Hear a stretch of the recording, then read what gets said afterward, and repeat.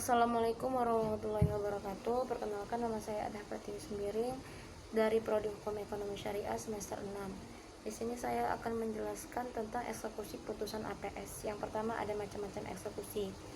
Terhadap pelaksanaan putusan hakim, eksekusi ini terbagi menjadi 3 macam, yaitu eksekusi putusan hakim menghukum seseorang untuk membayar sejumlah uang.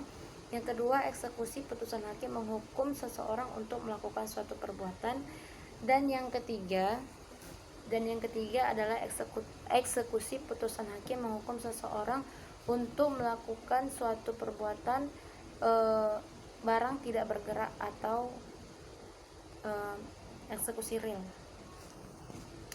Eksekusi yang pertama yaitu putusan hakim menghukum seseorang untuk membayar sejumlah uang. Dan ini sesuai dengan pasal 197 yaitu eksekusi ini dilaksanakan melalui penjualan lelang terhadap barang-barang milik pihak yang kalah perkara sampai mencukupi jumlah uang yang harus dibayar. Yang kedua, ada eksekusi putusan hakim menghukum seseorang untuk melakukan suatu perbuatan. Dan ini juga diatur dalam pasal 225 HP, yaitu apabila seseorang dihukum melakukan suatu perbuatan akan tetapi tidak melakukan perbuatan tersebut dalam waktu yang ditentukan, maka pihak yang dimenangkan dalam putusan itu dapat meminta kepada Ketua Pengadilan Negeri agar perbuatan yang seadanya dilakukan oleh pihak yang kalah dalam perkara tersebut dan dinilai dengan sejumlah uang. Yang ketiga, ada eksekusi putusan hakim menghukum seseorang untuk pengosongan barang tidak bergerak atau eksekusi real.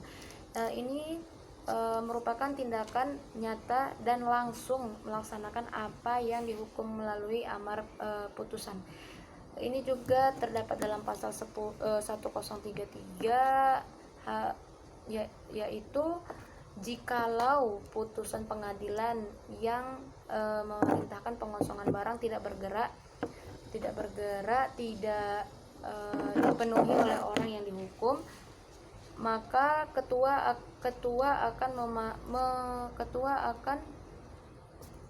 akan memerintahkan surat kepada jurusita supaya dengan bantuan alat kekuasaan negara barang tidak bergerak itu dikosongkan oleh orang yang dihukum serta keluarganya dan segala barang kepunyaannya. Yang kedua, ada pelaksanaan eksekusi. Pelaksanaan eksekusi di sini adalah menurut pasal 196 HIR, yang pertama kali harus dilakukan oleh Ketua Pengadilan melalui unmanning. Apa itu? Unmanning yaitu memerintahkan jurusita memanggil termohon eksekusi untuk diperingatkan agar memenuhi putusan secara sukarela dalam waktu 8 hari. Dalam praktiknya, ketua pengadilan biasanya tidak langsung melakukan pemanggilan untuk unmanning, tetapi menelaah permohonan eksekusi dan penelaahan merupakan proses yang penting dalam pelaksanaan eksekusi tersebut, mengingat sangat penting terdapat situasi atau kondisi yang kompleks atau objek eksekusi ataupun objek eksekusi. Penelaahan dilakukan oleh ketua eksekusi dan menghasilkan resume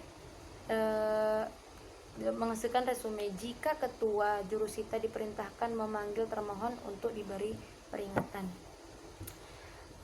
Mungkin hanya ini dapat saya sampaikan, lebih dan kurangnya saya mohon maaf. Assalamualaikum warahmatullahi wabarakatuh.